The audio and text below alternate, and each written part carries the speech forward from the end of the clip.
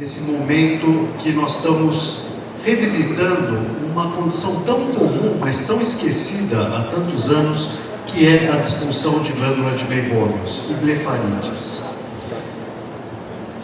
Para a gente começar, o conceito de superfície ocular, ele engloba as superfícies da conjuntiva tarsal, do bar, do limbo e da córnea. E a superfície ocular e o filme lacrimal interagem como uma unidade funcional. Dessa unidade funcional faz parte também a inervação, todo o sistema que rege essa unidade, e realmente é fundamental para a manutenção da transparência da córnea e também para a visão. O filme lacrimal, especificamente, ele é composto pelas camadas lipídica, aquosa e camada de mucina, e a camada de mucina interage diretamente com o epitélio da superfície ocular. Nós sabemos hoje em dia que, na verdade, essa organização não é bem assim tão certa, ela é muito mais difusa, principalmente a presença da mucina, ela se encontra dispersa pela camada aquosa, e nós temos uma organização muito mais heterogênea do que se acreditava. Mas o que é muito importante também a gente lembrar é que a camada externa, a camada lipídica, é muito importante para a manutenção e estabilidade desse filme lacrimal. E sem um filme lacrimal correto, sem um filme lacrimal que supra todas as necessidades dessa superfície ocular, nós vamos então ter problemas, inclusive podendo repercutir na visão. Quem que produz essa camada lipídica? Basicamente, a camada lipídica é produzida pelas glândulas de Meibomius, que estão dispostas mais ou menos entre 30 e 40 na pálpebra superior, 20 e 30 na pálpebra inferior, e que produzem uma série de componentes, como lípides, ésteres de colesterol, fosfolípides, etc., que compõem então essa camada importante do filme lacrimal. Nós temos todo um controle da secreção e nós sabemos que ele é muito importante para a manutenção, para a diminuição da evaporação da lágrima. E é por isso que olho seco é dividido classicamente, e continua sendo dividido didaticamente, como olho seco por deficiência aquosa, aquele, por exemplo, que o paciente com Sjögren tem, mas o olho seco evaporativo, que há algum tempo andava esquecido, hoje em dia nós sabemos que é extremamente importante, inclusive mais comum, e está diretamente ligado à disfunção de glândula de Meibomius. Olho seco é muito comum, estima-se que 15 a 20% da população tem olho seco, e nós sabemos que a maior parte desses casos então estão ligados a disfunções de glândulas de Meibomius. E é por isso que em 2007 a Tear Film Ocular Surface Society organizou um workshop, um grupo de estudos para definir vários aspectos de olho seco, que foi o Dry Eye Workshop. Eles redefiniram a definição, fizeram todo o trabalho em relação à classificação, diagnóstico e tratamento. E baseado nessa experiência positiva que foi divulgada numa revista chamada Ocular Surface, é que o grupo então da TIFOS resolveu organizar um segundo workshop, mas agora focado às disfunções de glândulas de Meibomius. E essa publicação, esse workshop foi publicado na revista, na IOVS, na Investigative of Ophthalmology, está disponível para quem tiver interesse online pela internet, e aqui você então condensa toda a experiência e discussão de 50 especialistas nesse item, que discutiram vários aspectos, desde fisiopatologia, definição, classificação, diagnóstico e tratamento. Então, realmente é um documento que faz toda uma abordagem e um estudo sobre a disfunção de glândula de Meibomius. Só para vocês saberem, até hoje nós não temos estudos bons sobre epidemiologia, são alguns assuntos que a gente vai abordar hoje em dia, mas estima-se que na população asiática, aproximadamente 60% dos asiáticos tenham disfunção de glândula de Meibomius. Então, realmente é extremamente prevalente, tem muito a ver com o olho seco. Existem alguns editoriais sobre esse workshop em algumas revistas, inclusive uma que nós publicamos recentemente nos Arquivos Brasileiros de Oftalmologia, onde você tem um link para conseguir acessar o resumo do workshop. E hoje, nesse dia que nós temos esse simpósio, acho que esse é o primeiro simpósio focado em disfunção de glândula de Meibomius, nós vamos então nós vamos fazer um apanhado geral desse workshop, falando sobre definição, epidemiologia e classificação. O Dr. Milton vai apresentar, depois o Dr. Richard vai falar como fazer o diagnóstico da disfunção de glândula de Meibomius de olho seco, a doutora Denise vai falar sobre blefarites infecciosas e não infecciosas, e a doutora Mirna vai falar sobre a atualização no tratamento tópico e sistêmico. E aí, no final, nós vamos ter algum espaço para uma sessão de perguntas. Como já foi ressaltado, o workshop representou um trabalho de 2 anos de mais de 50 especialistas. E a função primordial foi conseguir um consenso que listasse esses aspectos que estão colocados aí: definição, prevalência, fatores de risco e classificação, que é a parte que me cabe de comentar, mas também estrutura e função na saúde e na doença, análise crítica da estrutura lipídica, interação dos componentes do filme lacrimal, revisitar os métodos diagnósticos, fornecer uma graduação entendível dos sinais clínicos e dos sintomas, objetivando o desenvolvimento de um algoritmo para facilitar a terapêutica que ficasse ao alcance de todos os oftalmologistas, que são da área e os que não são da área. E também uma avaliação dos clinical trials e as intervenções terapêuticas, elaborando um sumário, inclusive, de recomendações para futuras investigações nessa área. Próximo. O primeiro aspecto que foi feito foi definir disfunção de glândula de Meibomius. E a definição é essa que está colocada, que representam, então, anormalidades crônicas e difusas das glândulas de Meibomius, comumente caracterizadas por obstrução do ducto terminal ou por alterações qualitativas e quantitativas da secreção glandular, podendo resultar na alteração do filme lacrimal, em sintomas de irritação ocular, inflamação clinicamente aparente e doença da superfície ocular.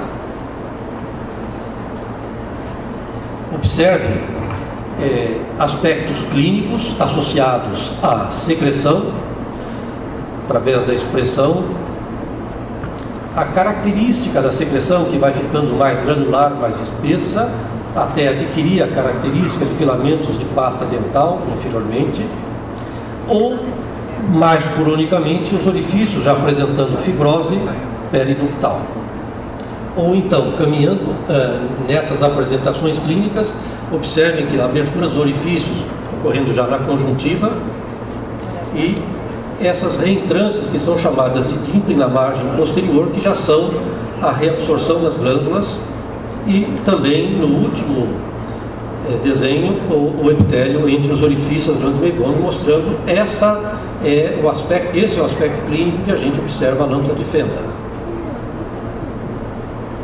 Bom, depois da definição, alguns aspectos que interessam em relação à epidemiologia. De maneira geral, nós encontramos que, em todas as publicações, uma média de que 40% da população em geral apresentam sinais de disfunção de glândula de Meibomius. Veja, é um número extremamente alto. Também é colocado que 100% das meibomites crônicas estão associadas com uma alteração da estabilidade do filme lacrimal. E se a gente for fazer tingimento da superfície ocular, nós vamos verificar a presença de tingimento da superfície ocular. Que existe um aumento de prevalência da disfunção de glândula de Meibomius com a idade, e que as causas mais comuns incluem dano ou destruição das glândulas por meibomite seborreica e infecciosa por alterações senis ou cicatriciais.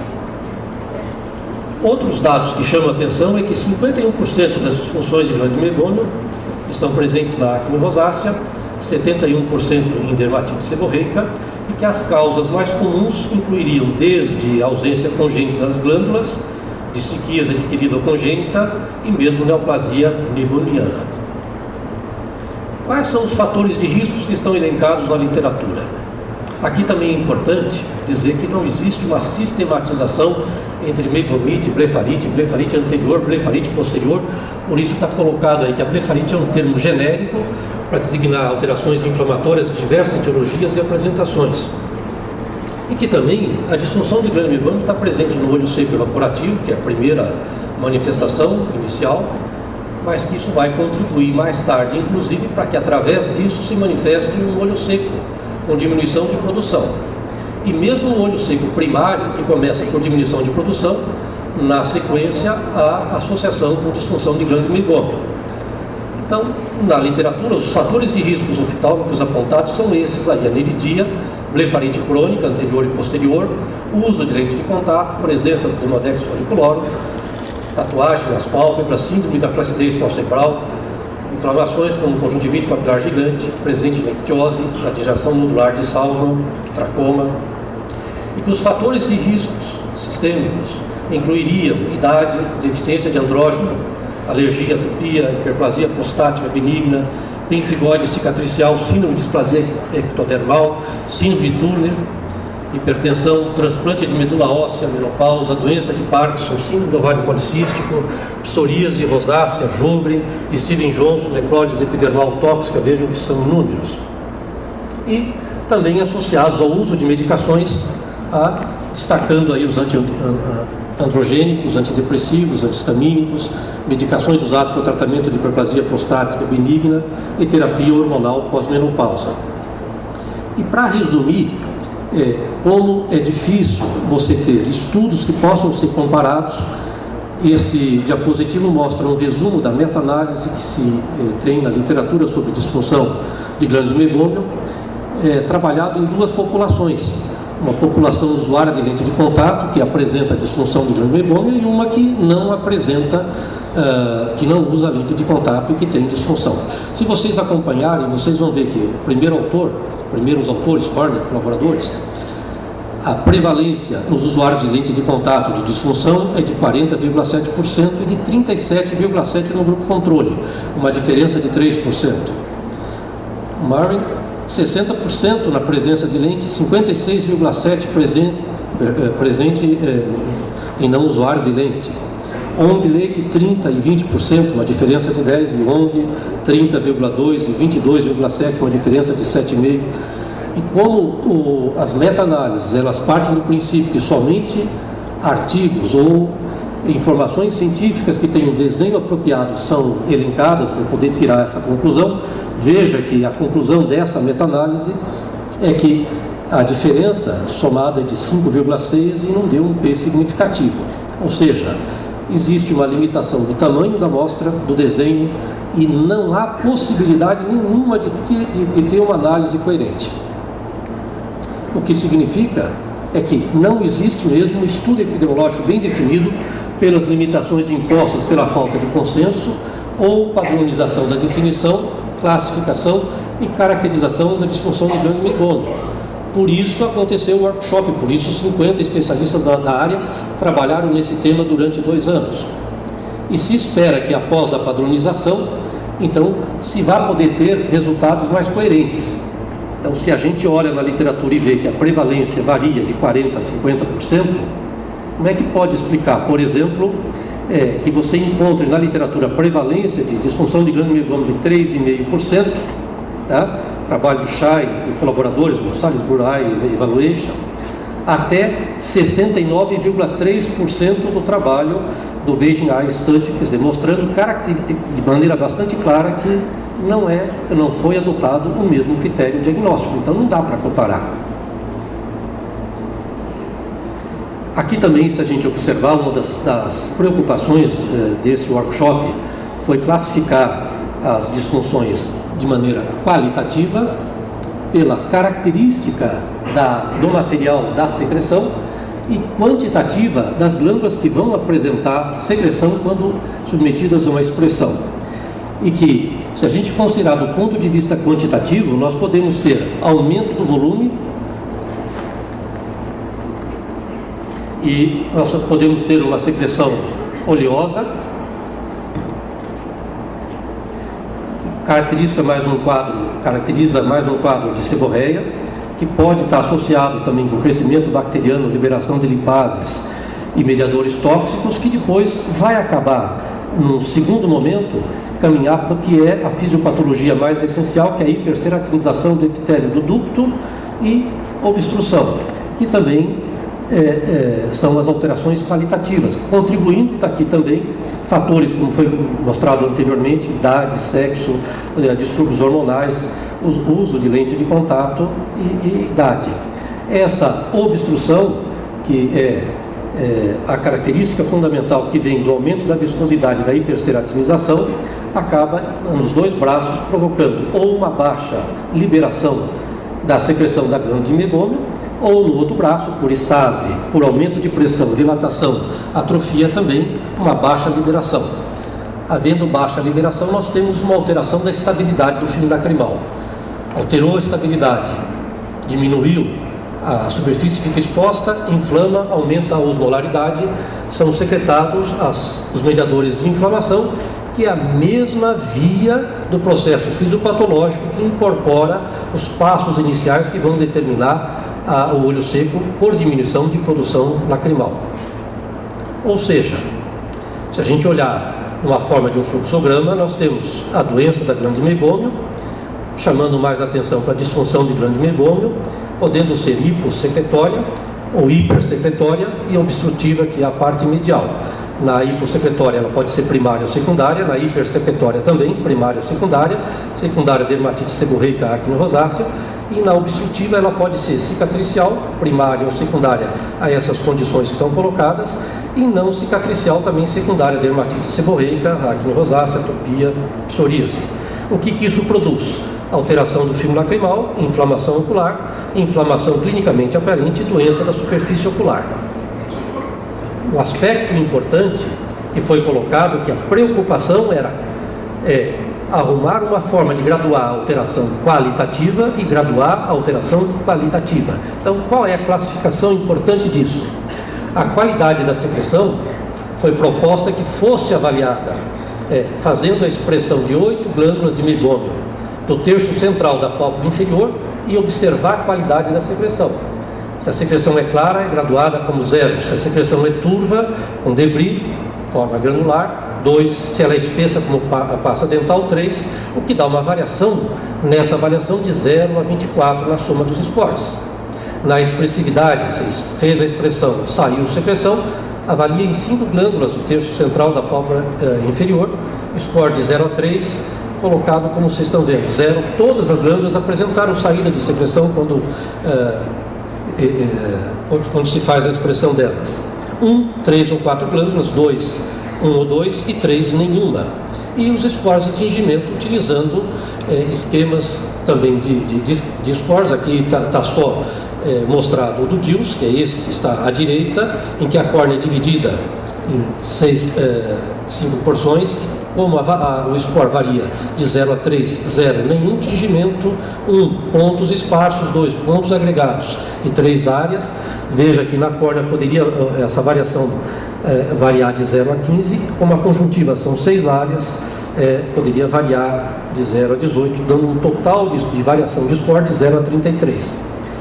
Isso tudo para que pudesse ser montado um estadiamento em grau 1, grau 2, grau 3 e grau 4, em que é caracterizado. Então isso fornece uma forma de medir se o determinado tratamento que o paciente recebe está sendo efetivo. Não é só responder tem disfunção ou não tem disfunção, está controlado ou não está, o que é que está realmente acontecendo. E em função desse estadiamento, como está colocado aí, há estabelecido uma terapêutica que é facilmente entendível e manejável por todos os oftalmologistas. Eu termino por aqui agradecendo a atenção dos senhores. Boa tarde, gostaria de agradecer o convite. Hoje eu vou falar sobre como fazer o diagnóstico de disfunção da glândula de mebômio e olho seco. Eu vou me ater só com relação ao diagnóstico da disfunção da glândula de mebômio, porque o olho seco já abrange um pouco mais. Esse é o modelo de paciente, que é o tipo de paciente que vai no nosso consultório com queixas super inespecíficas. A gente examina, não acha nada, né? E a gente não sabe o que faz, e não sabe o que fala para o paciente. Tá? Então, esse é o paciente de 30 anos, feminina, administradora, vem com queixa de dor de cabeça, embaçamento visual, ardência ocular, cansaço visual, olho vermelho. Ela trabalha em ambiente com ar-condicionado e usa microcomputador 8 horas por dia. E nós vamos lá examinar o paciente, a gente observa que a acuidade visual do direito e do olho direito são normais, com uma melhor correção, e na lâmpada de fenda, fundo de olho e a correção estão normais. Algumas observações durante o exame, a gente costuma observar que durante a acuidade visual, às vezes, quando o paciente pisca, pode oscilar bastante a visão, né? Esse é o paciente típico que vem no consultório, é uma grande maioria, então é bastante interessante o que a gente vai falar agora para frente. Na biomicroscopia, nós costumamos geralmente observar, aparentemente córnea normal, mas o que a gente consegue observar de importante são essas telangiectasias na pálpebra, né? A gente vai fazer o boot, geralmente ela fica ao redor de 10 segundos. Pacientes que moram em metrópoles grandes costumam ficar um pouco mais baixo, 6, 8 segundos, mas isso não tem relevância clínica porque o paciente mora em ambiente poluído. Então, só para lembrar, dentro da definição do DUS, que é o Dry Eye Workshop, que é um grupo que estuda o olho seco, nós estamos só falando sobre essa deficiência de Macular-Meibomius, que é o olho seco dentro da classificação de olho seco evaporativo. E lembrando também que conceitualmente a gente vai estar falando sobre só disfunção da glândula e a gente não está falando sobre blefarite posterior nem anterior. Então é muito importante distinguir conceitualmente de que a partir da linha cinzenta, a parte posterior a gente chama de blefarite posterior e erroneamente a gente chama de blefarite posterior, a gente chamava de disfunção da glândula. Mas a blefarite posterior não é disfunção da glândula, tá? A disfunção da glândula Meibomius é uma das causas de blefarite posterior, tá? Que inclui também a meibomite e a blefarite anterior, que podem ser todas aquelas que envolvem geralmente a base dos cílios, que as causas maiores são a seborreica, a ulcerativa, a traumática e as infecciosas. Então, como o professor Milton falou, a definição é essa anormalidade crônica e difusa da glândula, né, que geralmente as causas hoje em nosso ambiente estão relacionadas com o ambiente de poluição, microcomputador, o prédio inteiro que o paciente trabalha é doente e as medicações que os pacientes usam. Então isso causa o olho seco evaporativo. Se vocês tiverem que anotar alguma coisa na aula, é isso aqui que vocês têm que anotar. O site é www.triofilm.org, MGD Workshop, né? É um compêndio de 168 páginas, é difícil de ler, mas leem as primeiras 20 páginas é o suficiente para vocês terem informações para ajudar os pacientes de vocês no consultório. Esse senhor foi o cara que descreveu pela primeira vez em 1666 as glândulas de formas diferentes. Esse é o desenho que ele descreveu. A prevalência foi o que o professor falou, elas são variadas de 3,5% até 69%. Numa das tabelas do workshop ele fala sobre todos os testes genéricos de pacientes e médicos que têm uma clínica geral, não especializada, inclusive questionários em si. E alguns exames que são totalmente inviáveis no consultório, tá? Então, a gente logicamente não vai fazer tudo isso, mas ela é muito importante para a gente entender o que está acontecendo, para poder explicar para o paciente e nós mesmos entender o que está acontecendo.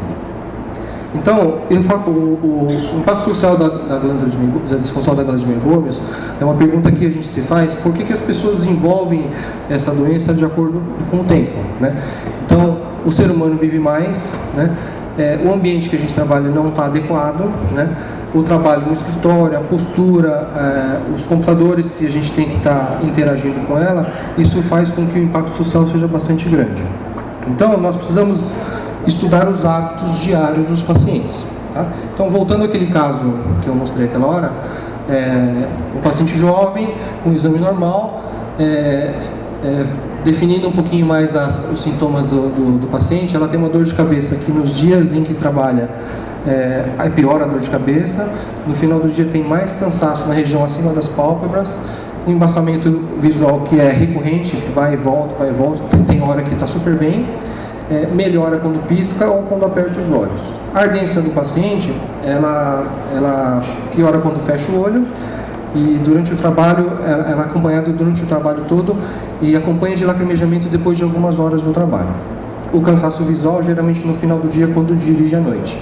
E o olho vermelho também no final do dia. Então, eu desenhei aqui, ó, no canto esquerdo, uma linha de tempo do paciente acorda às 7 horas da manhã e vai para casa às 9 horas da noite. Então, vamos entender um pouquinho mais o que acontece com o paciente para poder informar o paciente do que pode estar acontecendo com ele. Então, eu pus os sintomas aqui para poder justificar o que a gente está descrevendo aqui na linha de tempo. Tá? Então, o paciente acorda às 7 horas, 8 às 10 horas ele trabalha, ele não tem sintomas, né? Nós medimos o boot desses pacientes mais ou menos em torno de 11 segundos, o piscar em torno de 5 em 5 segundos. A partir das 10 até 1 da tarde, o paciente sente uma dor ocular, embaçamento visual, melhora com o piscar. O boot de 11 segundos e o piscar a cada 15 em 15 segundos. Observem que aumentou aqui, né? E o paciente vai almoçar, né? Volta do trabalho com embaçamento visual leve, melhora quando pisca, o boot também cai um pouquinho de 7 segundos e o piscar a cada 5 segundos. A partir das 16 horas até ele ir embora, dor ocular, embaçamento visual, melhora com o piscar e o paciente enruga a testa. Então, boot de 7 segundos, o piscar a cada 15 segundos. Então, o paciente vai para casa, dirige, mexe no computador, brinca com os filhos, lê, boot de 7 segundos, o piscar a cada 10 em 10 segundos. Então, a gente vê aqui uma oscilação de 5 segundos de piscar até 10 segundos. Né? E o boot ela vai caindo com o decorrer do dia. Então, observem também, o boot é menor do que o piscar nesses intervalos, né? Ou seja, quando ele está trabalhando mais, né? Essas condições podem ser normais ou não, dependendo do ambiente que o paciente trabalha, né? E para descrever um pouquinho mais com relação ao boot, você pode observar que quando cai um pouquinho, ao longo prazo ela pode causar um desconforto ou uma ceratite no final do dia. Mostrando os sintomas aqui, o que justifica esses sintomas? Tá? A cefaleia, essa é uma foto do meu pai mexendo no computador. Peguei ele à noite mexendo no computador, ele estava no começo assim, depois estava enrugando, estava um pouco mais enrugado. Então assim, a cefaleia não é uma cefaleia. Então procurem perguntar um pouco mais para o paciente, é uma dor em cima dos olhos ou no supercílio, né? Que pode, enfim, desencadear uma cefaleia, mas assim, o enrugar da testa, o espasmo da musculatura frontal pode causar um desconforto no final do dia. A dor ocular, logicamente, pelo boot estar menor do que o piscar, ela pode desenvolver uma ceratite e causa uma dor ocular, geralmente quando fecha os olhos, ou nem mesmo uma dor, mas uma sensação de corpo estranho, né? O estresse visual, fadiga, olho vermelho, devido ao boot ser menor do que o piscar, ele acaba desenvolvendo esse estresse visual e fadiga no final do dia, e o olho vermelho geralmente na região de exposição do olho. O embaçamento visual recorrente, que melhora ou piora, às vezes piora com o piscar, tá? A gente, o pessoal do workshop da disfunção da linha, eles conseguiram descrever o porquê disso, né? E se existe realmente uma influência na visão. Então, esse aqui é um exame, chama-se interferometria, tá? Não interessa muito para a gente, para quem não pesquisa, mas para o consultório que vocês têm que entender que aqui, tá, toda essa parte colorida aqui é lipídio, que está na superfície do olho, ou seja, quando a superfície fica irregular, quando ele pisca, varia a visão, ou seja, a hora está bom, a hora está ruim, né? Então essa aqui é a imagem interferométrica, né, de um paciente que tem camada de gordura espessa no final. Teoricamente, quando ele fecha o olho, na hora que ele abre o olho, toda essa camada de gordura eu teria que recobri-la inteirinha para poder proteger a camada aquosa. Quem inventou essa técnica ele transforma a imagem interferométrica em cores, consegue quantificá-la, né, e descrever se realmente na região central, onde o eixo visual, onde a gente enxerga, teria alguma influência na oscilação da visão. Tá? Então aqui, por exemplo, pessoas que têm a superfície anterior irregular, e aqui um pouquinho mais, ele deveria subir um pouquinho mais para cima. Aqui, tá? Aqui quantificando um pouco mais, superfície irregular, causando oscilação da visão. Esse é uma superfície regular, mas esse aqui não tem camada de gordura. Bom, então assim, clinicamente falando, nós conseguimos também quantificar na parte da visão, um exame que chama-se acuidade visual funcional, é um joystick que você mostra para onde está o octotipo muda a cada 1 segundo, e você vai sinalizando para onde que está o tipo de Landolt, para cima ou para baixo a cada segundo. Ela traça um perfil de acuidade visual, né? Mesmo com paciente 20 de visão, ele traça um perfil de mais ou menos 60 segundos, quanto que é a tua média da acuidade visual, por isso chama-se acuidade visual funcional. Então, nesse caso aqui, é uma média de 1.0446. Esse paciente, por exemplo, é um paciente que tem uma queda da visão durante o piscar dos 60 segundos, mas depois de um tratamento para melhorar, 0,051, melhora para 1.046.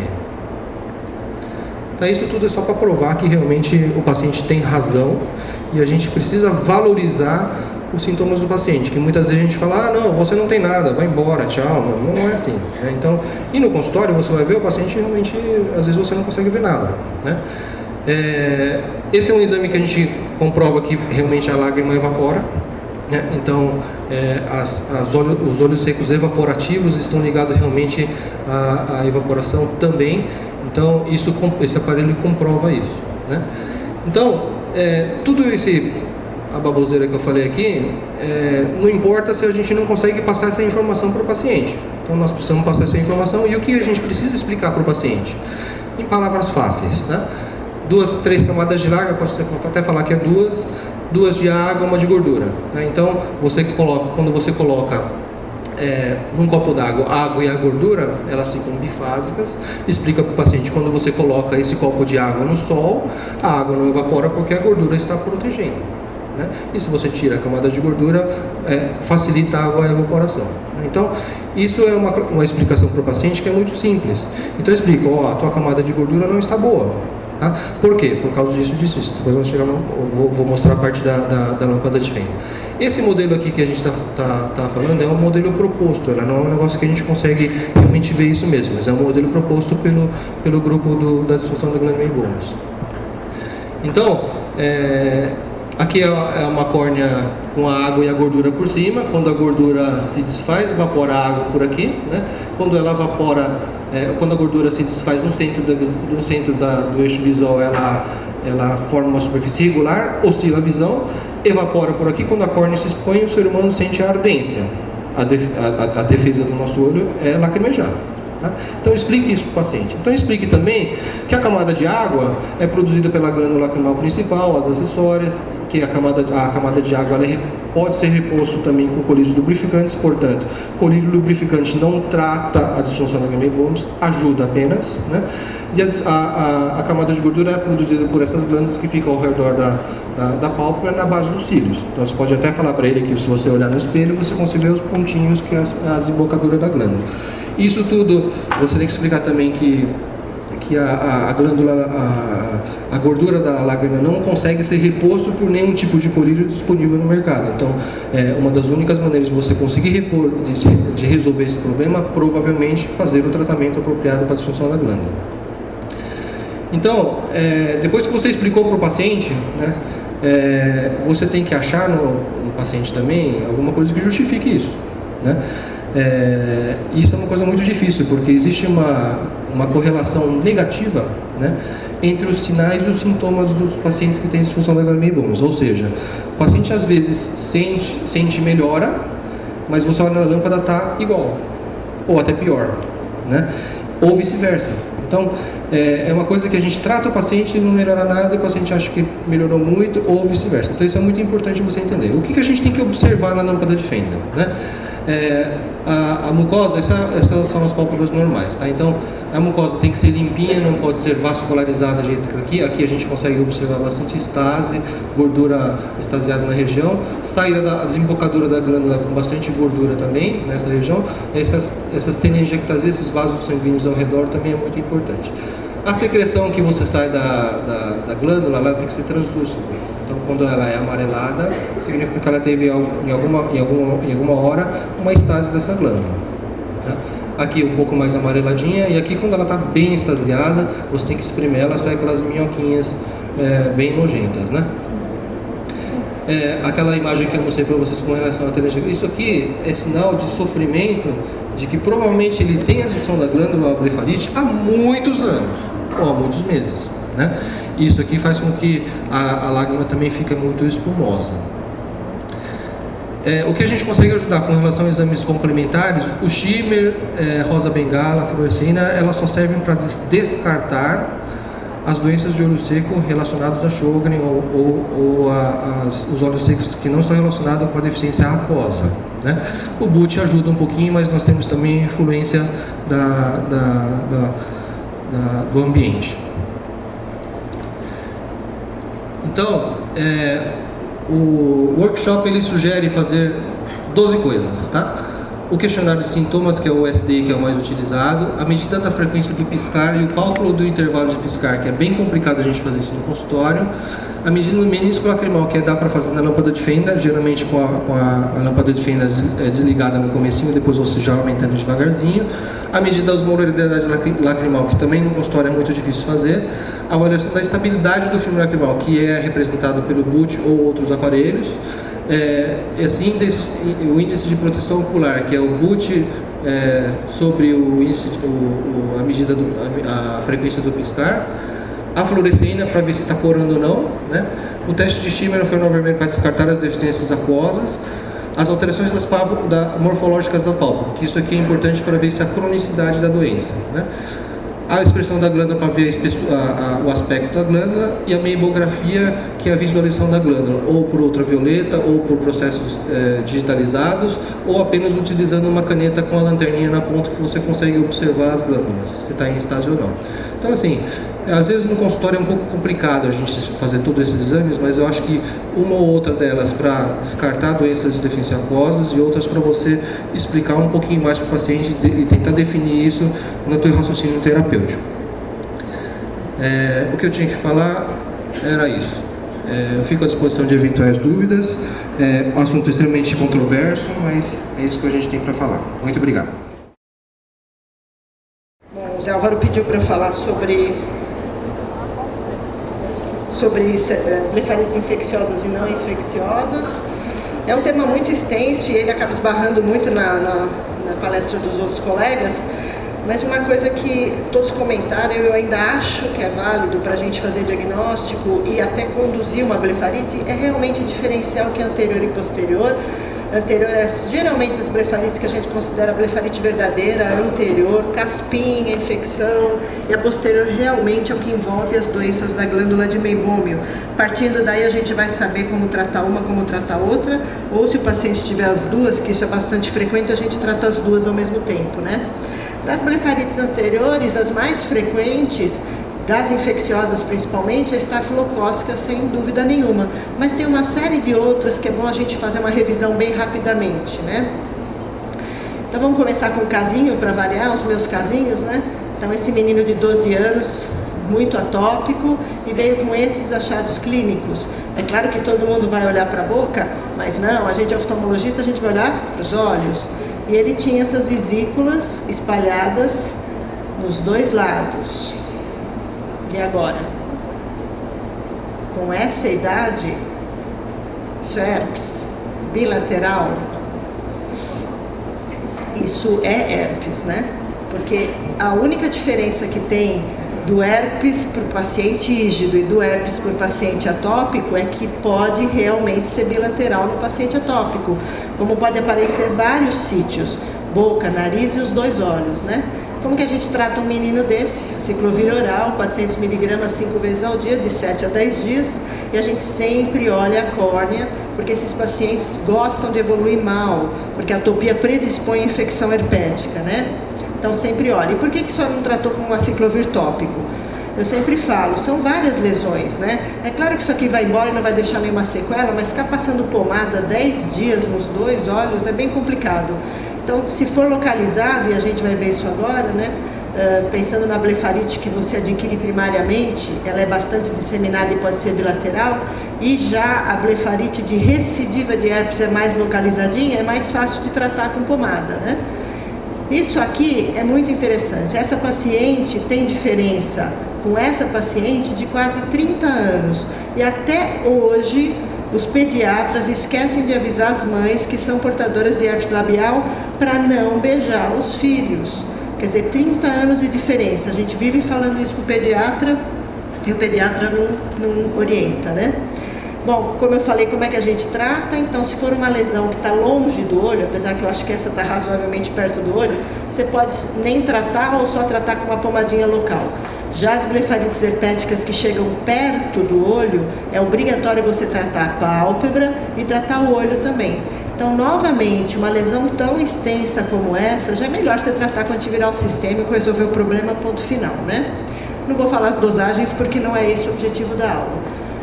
E a alergia? Como é que a alergia se manifesta?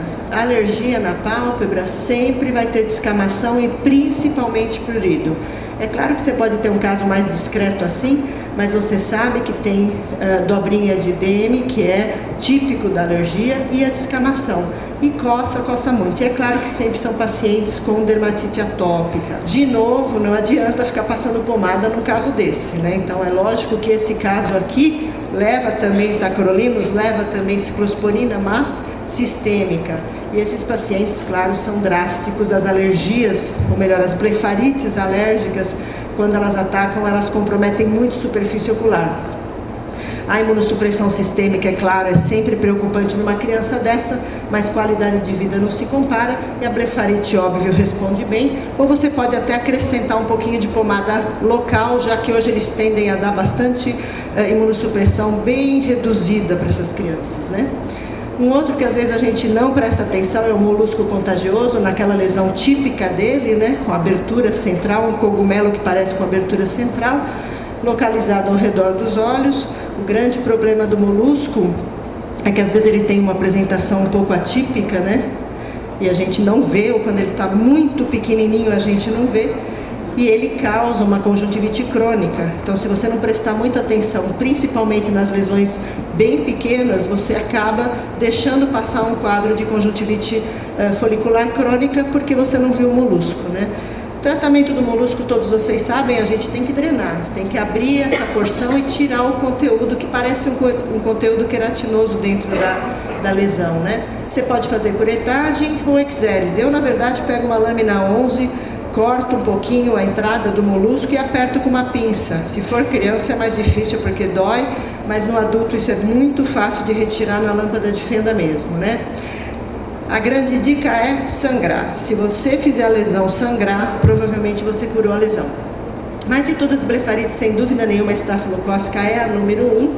A história é bem longa, de caspas presentes, ordéolos de repetição. Se você tiver uma suspeita de blefarite ou meibomite, primeira pergunta que você tem que fazer é se ele já teve tersol ou calazo no passado. Tersol mesmo, que é o que eles conhecem, né? O ordéolo. Isso fecha o diagnóstico na maioria dos casos. A pálpebra do portador de blefarite estafilocócica sempre é muito rica, né? Com áreas de acúmulo de pus, inflamação de borda de cílios, crostas e úlceras, às vezes caem os cílios, às vezes os cílios ficam esbranquiçados, tem um espessamento e inflamação da pálpebra e as famosas telangiectasias. Na córnea, a gente sabe que é muito mais frequente na blefarite estafilocócica a ceratite ponteada inferior, porque estafilococcus produz uma toxina que acaba ficando acumulada no filme lacrimal e por ação da gravidade fica mais localizada inferior, né?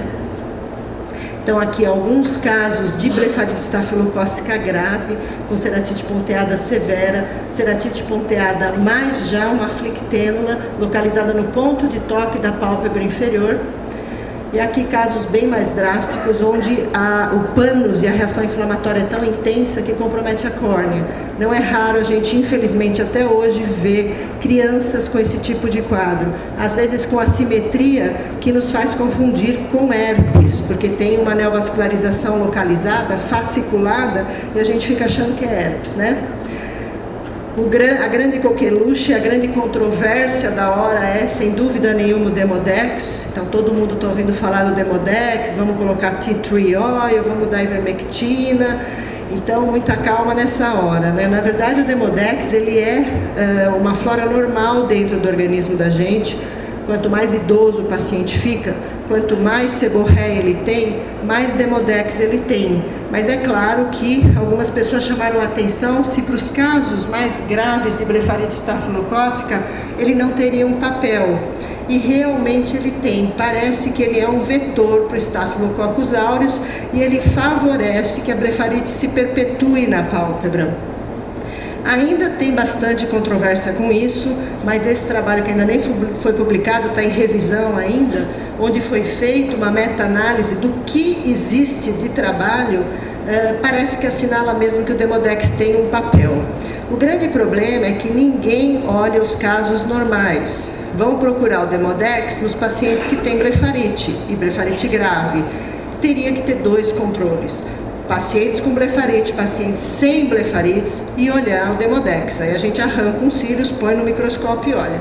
Mas de qualquer maneira, as evidências estão apontando talvez para o Demodex sim, favorecendo a blefarite. Em relação a Staphylococcus, eu não vou falar muito de fisiopatogenia, mas quero chamar a atenção para vocês que além da infecção, você tem um componente imunológico muito grande na blefarite estafilocócica, que são justamente as flictênulas conjuntivais e corneanas. As conjuntivais às vezes assustam a gente, né? É um paciente que fala que toda hora o olho dele fica vermelho, toda hora ele vê que forma uma bola no olho dele. E essas bolas nada mais são que reações de hipersensibilidade à toxina do estafilococcus. E elas coram com fluoresceína, né? Elas gostam de aparecer no limbo e, infelizmente, quando elas aparecem na córnea, elas fazem um estrago extremamente grande. Inclusive, elas afinam a córnea. É uma reação de hipersensibilidade. Então, às vezes, você vê paciente que, cronicamente, fazendo flictênula corneana, afina a córnea e faz descemetocele, tá? E nunca esquecer das lesões catarrais, que também são manifestações da blefarite estafilocócica. A disfunção de glândula de Meibomi, acho que todo mundo já falou bastante, né? A gente tem disfunção de glândula de Meibomi leve, com a famosa meibomite seborreica, né? Até as mais graves, onde você vê todos os pontos da glândula obstruídos, ou os pacientes que espessam, fazem tilose, calásio, e é claro que a quebra do filme lacrimal, porque é um distúrbio glandular que não permite que a água que é produzida, a lágrima que é produzida, fique na superfície, porque não tem o óleo da glândula de Meibomi, né? Eu não vou entrar na área da Mirna, mas só queria lembrar para vocês que uma das coisas mais difíceis que tem é tratar meibomite blefarite, porque isso é uma coisa do paciente, é um distúrbio dele. Então, às vezes, você consegue melhorar a condição e o grande problema é que ele relaxa no tratamento. Aí ele volta e pede satisfação porque você não conseguiu curá-lo. Então, seja o que for que a Mirna vai falar, o mais importante é deixar bem claro que, geralmente, as meibomites e as blefarites, elas não têm cura, e sim elas têm controle. Muito obrigada. Eu gostaria de agradecer a Genon pelo convite, excelente simpósio, para a gente falar um pouco sobre o que tem de atualização no tratamento tópico e sistêmico da disfunção ou doença da glândula de Meibomi. O que a gente sabe é que existem 2 condições clínicas aí envolvidas, não só a doença da glândula de Meibomi ou sua disfunção, mas também a gente sabe que essa disfunção ela pode gerar olho seco evaporativo, aliás, é a causa mais frequente de olho seco evaporativo. Então, todos os aspectos, tanto diagnóstico, classificação, a classificação terapêutica, acaba havendo uma confusão aí das 2 patologias, porque uma acaba levando a outra, e a gente vai ver que pouca evidência se tem com relação ao tratamento específico, exclusivo da doença da glândula de Meibomi, muito por essa confusão com o olho seco evaporativo. A Dr. Milton já falou sobre o aspecto de classificação, mas todas elas acabam evoluindo para o fator comum, que seria a alteração do filme lacrimal, a irritação ocular, que é um sintoma bastante frequente, reportado pelos pacientes, a inflamação, que vai variar em termos de intensidade, isso também vai acabar levando a uma classificação em termos de gravidade, e daí também com relação ao tratamento, a gente vai ter a associação ou não de doenças da superfície ocular que vão acabar também determinando um tratamento diferenciado. E como eu falei, sem dúvida nenhuma, o olho seco evaporativo como consequência de alguns tipos da disfunção da glândula de Meibomi como doença associada mais frequente, lembrada a acne rosácea, a doutora Denise já falou, dermatite seborreica, como doenças altamente prevalentes na associação com a disfunção das glândulas de Meibomi. As manifestações clínicas também já citadas aqui pelo Richard e também pela doutora Denise, desde as alterações da margem palpebral, a presença então da ceratite ponteada, a quebra muito precoce do break-up time por conta de uma diminuição da permanência, um excesso de evaporação dessa lágrima, e alguns caracterizações muito mais feitas em estudos com o T-scope, mostrando então o perfil desse lipídio sobre a superfície ocular, a memografia também fazendo o estudo dessas glândulas de meibômio. Como a gente fez uma revisão desse workshop realizado para o tratamento, diagnóstico, classificação e todos os aspectos envolvendo a disfunção da glândula de meibômio, o que a gente observou é que é importantíssimo ver o que se tem de tratamento padrão atual na literatura. Sem dúvida nenhuma, a observação da doutora Denise foi bastante importante em termos de lembrar sempre ao paciente a natureza crônica da doença, que não existe cura, o aspecto prolongado e recorrente das disfunções da glândula de meibômio. Higiene palpebral e compressas mornas, se for para a literatura, isso foi extraído dos manuais de 2 grandes serviços americanos, são tratamentos efetivos, lubrificantes, quando existe o olho seco associado, a gente sabe que também é efetivo no tratamento. Associação de antibiótico e esteroide tópico só nos quadros mais moderados ou severos, associados também à blefarite anterior, o uso das tetraciclinas e derivados orais, e tratamento cirúrgico para as disfunções associadas às disfunções das glândulas de meibômio, que seria o calásio, com sua incisão ou infiltração de corticosteroides. Fazendo então uma revisão do workshop, a gente vê o que tem de muito frequente relatado nos estudos ou mesmo na prática clínica. Então, o que traz é que os estudos publicados trazem diferentes tipos de tratamento ao redor do mundo. Higiene compressa é muito comum, descrito como tratamento empregado. As lágrimas artificiais muitos usam. Tetraciclinas e derivados orais são as medicações mais prescritas, e a combinação antibiótico e esteroide são os segundo mais prescritos em termos de tratamento, reportados então nos estudos avaliados pelo workshop. Com relação ao que tem de evidência, o que realmente é comprovadamente eficaz no tratamento das disfunções das glândulas de meibômio, higiene e massagem palpebral são reconhecidamente efetivos no tratamento dessas disfunções. Com relação à higiene, existem diferentes formas, e isso também foi uma conclusão do workshop, mostrando que não existe uma padronização de técnicas, nem com relação à higiene palpebral, muito menos o aspecto de como fazer essa massagem e a expressão terapêutica dessas glândulas.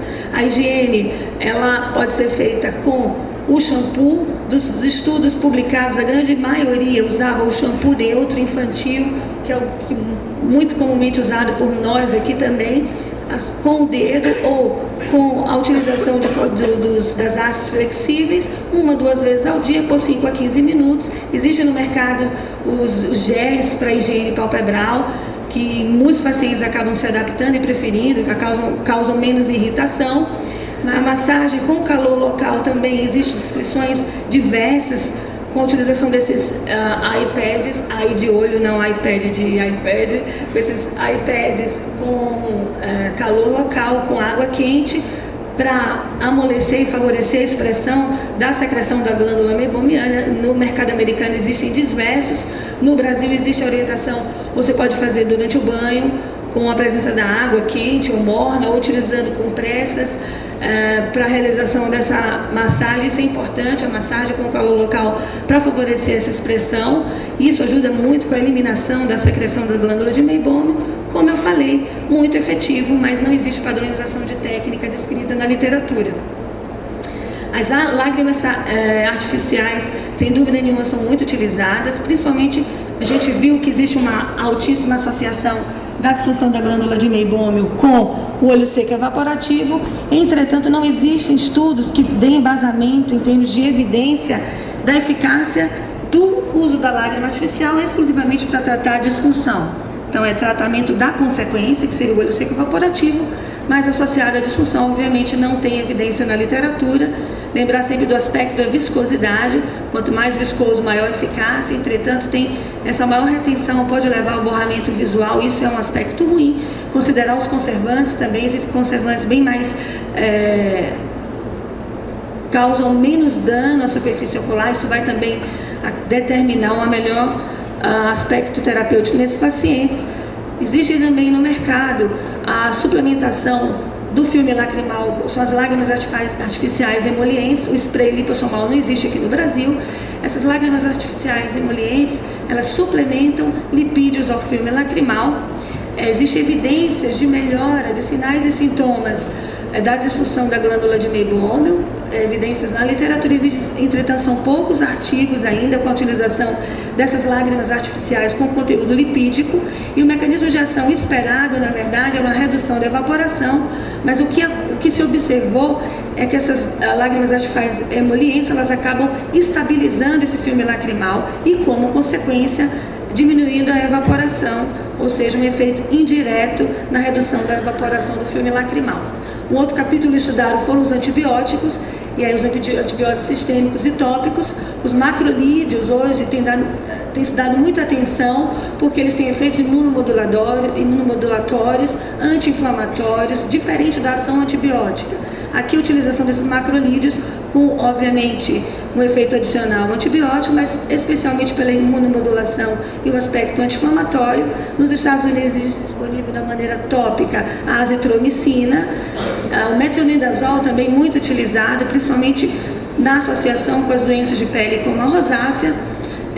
Recentemente houve a descrição dos pulsos de azitromicina, que seria utilizado 500 mg uma vez ao dia por 3 dias. Esse pulso poderia ser repetido a 3 pulsos com intervalo de 7 dias, do grupo aqui da USP, com o Richard Ida, acabou de publicar, mostrando eficácia também no tratamento da disfunção da glândula de Meibomian com a utilização da azitromicina oral na forma de pulsoterapia. Entretanto, apesar de muitos desses estudos terem sido publicados mostrando efeitos benéficos, ainda não existe evidência determinada do uso de antibióticos, tanto na sua forma sistêmica quanto na sua forma tópica, para o tratamento crônico das doenças da glândula de Meibomian.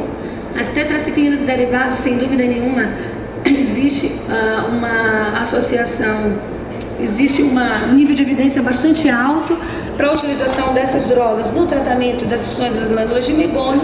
O que a gente observa é que existe efeito sobre os lipídios na secreção da glândula de Meibomian, com a diminuição da atividade das lipases, redução dos seus efeitos deletérios dos ácidos graxos livres, e também um aspecto anti-inflamatório por conta da inibição das metaloproteinases, da interleucina 1, e uma função anti-angiogênica e anti-apoptótico, também favorecendo então o tratamento da disfunção dessas glândulas de Meibomian. A posologia recomendada para a tetraciclina é 250 mg 4 vezes ao dia.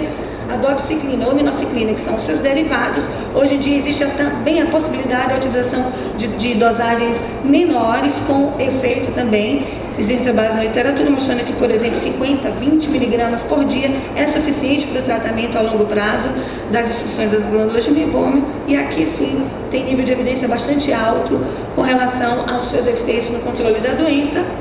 Os andrógenos, eles reconhecidamente influenciam a expressão gênica das glândulas de Meibomian e parecem suprimir a queratinização da margem dessas glândulas e estimulam também a lipogênese.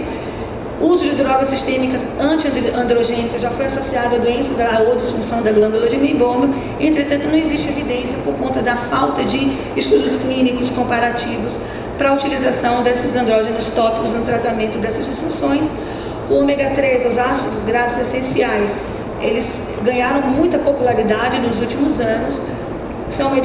Reduz os mediadores pró-inflamatórios de lipídios via bloqueio da ação das prostaglandinas, com melhora bastante significativa dos sintomas, com a utilização do ácido linoleico ou gama-linoleico, e bem disseminado o uso do óleo de linhaça para o tratamento do olho seco e da disfunção meibomiana. Entretanto, a evidência clara ainda não existe, justamente por conta da falta de estudos comparativos, mas existe uma forte recomendação para a inclusão do ômega 3 na dieta no plano de tratamento de pacientes portadores com disfunção da glândula de Meibomian e olho seco.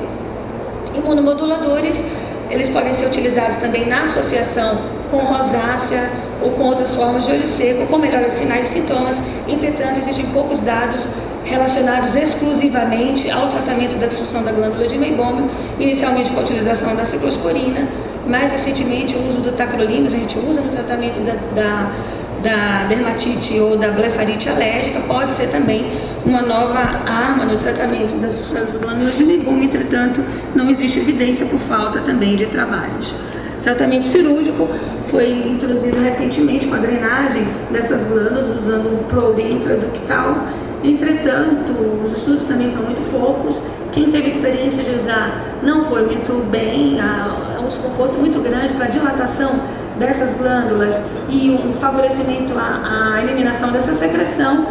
E com relação ao tratamento cirúrgico, também tratamento de condições associadas, como, por exemplo, o calásio estaria recomendado. Então, como o Dr. Milton falou no início, com o estadiamento, feito também extraído do workshop, a disfunção da glândula de Meibomian ela foi classificada em 4 grupos e a partir daí houve orientação então com relação ao tratamento. Grupo 1, a forma mínima ou leve da doença. Grupo 4, forma mais grave, com alterações da expressão e qualidade da secreção, sintomas intensos, intensa coloração também da córnea com os corantes vitais.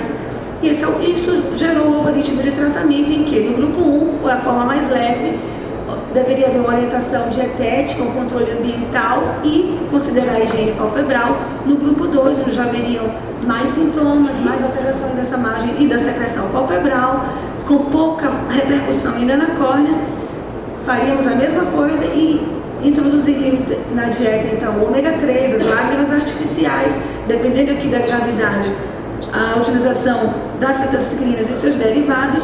O grupo 3 seria um grupo moderado, a grave, todas as outras recomendações, aqui de maneira definitiva, a utilização das tetraciclinas, dos lubrificantes e da terapia anti-inflamatória. E no grupo 4, a recomendação de todos os outros aspectos de tratamento, associada então à imunomodulação tópica com ciclosporina ou tacrolimus.